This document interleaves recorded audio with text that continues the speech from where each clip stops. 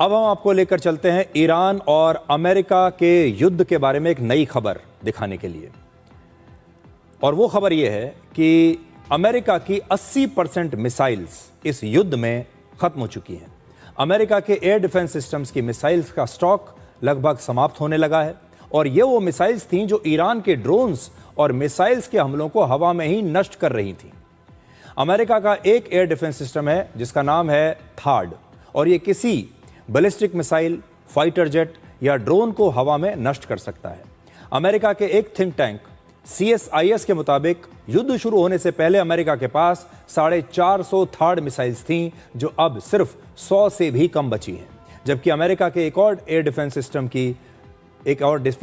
System है, उसमें patriot missile लगती हैं। पैट्रियट मिसाइल का स्टॉक भी 50% तक समाप्त हो चुका है और इस स्टॉक को तैयार करने में 3 साल या उससे भी ज्यादा का समय अमेरिका को लगेगा। नई मिसाइल्स का निर्माण करना आसान नहीं है क्योंकि इनका प्रोडक्शन बहुत धीमा होता है और महंगा भी है। साथ ही इन्हें बनाने की प्रक्रिया बहुत मुश्किल है, इसलिए बहुत ज्यादा समय इन्हें बनाने में लगता है।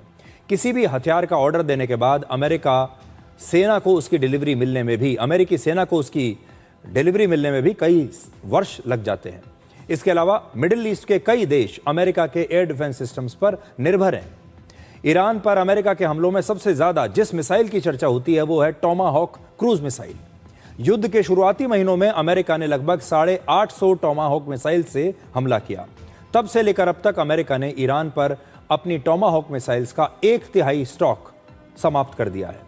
एक टोमाहॉक मिसाइल की कीमत लगभग 34 करोड़ रुपए है। अब अमेरिका ने नई टोमाहॉक मिसाइल्स का निर्माण करने के लिए अमेरिका की एक डिफेंस कंपनी के साथ लगभग 2.2 लाख करोड़ रुपए की डील की है। नए समझौते के तहत यह कंपनी हर साल लगभग 1000 टोमाहॉक मिसाइल्स बनाएगी। यह अमेरिकी नौसेना के सबसे बड़े हथियारों में से एक है और इसकी कमी अमेरिका की युद्ध नीति को काफी प्रभावित कर सकती है। इसके अलावा हॉर्मुज पर आज का लेटेस्ट अपडेट यह है कि आज लगभग 13 जहाजों ने हॉर्मुज को पार किया है और 450 जहाज अब भी वहां फंसे हुए हैं। अमेरिका के न्यूज चैनल CNN के मुताबिक 13 अगस्त तक 3371 जहाज हॉर्मुज से गुजर चुके हैं। यह युद्ध से पहले होने वाले हॉर्मुज ट्रैफिक का सिर्फ 20% है। हॉर्मुज का रास्ता खोलने को लेकर ईरान ने आज फिर से अपनी शर्त दोहराई है।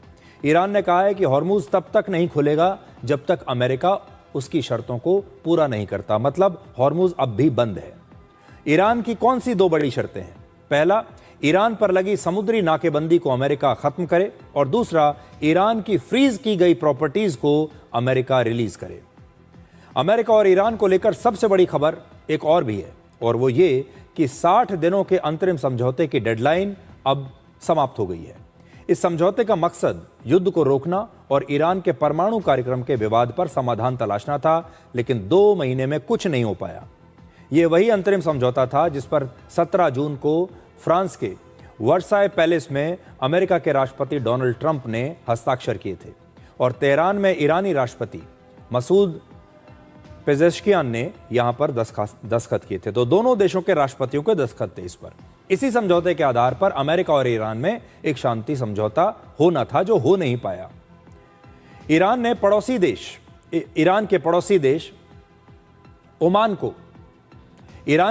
देश ओमान को अमेरिकी राष्ट्रपति ट्रंप ने अब एक बड़ी धमकी दी है। उन्होंने कहा है कि ओमान के साथ ईरान सीक्रेट डील करके स्ट्रेट ऑफ हॉर्मुज में नया रास्ता तैयार करता है तो अमेरिका इस पर बमबारी कर देगा। ट्रंप किसी भी कीमत पर ईरान और ओमान के बीच समझौते को रोकना चाहते हैं और व्हाइट हाउस की प्रेस कॉन्फ्रेंस में उन्होंने ओमान और ईरान के समझौते पर नाराजगी जताई और कहा कि वो इसके खिलाफ सख्त कार्रवाई करेंगे। This morning you said you would bomb the S out of Oman if they got in the way of reopening the Strait of Hormuz.